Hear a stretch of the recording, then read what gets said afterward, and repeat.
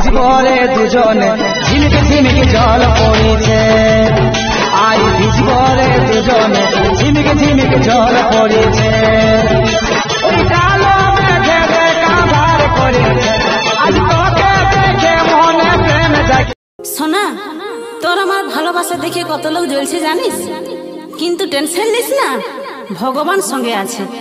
যতদিন থাকবো কোনোদিন সাথ ছাড়বো না। তোর আমার ভালোবাসা হাইলাইট হয়েছে, দেখ দেখ কত লোক আগুনের মতন জ্বলছে। টেনশন তুই লিস না, ভগবান সঙ্গে আছে। तेरे सोना रब की कसम कि बहुत कर ले लिए तोरा इंस्टाग्राम के स्टोरी में मेंशन, कि बहुत कर ले लिए तोरा इंस्टाग्राम के स्टोरी में मेंशन।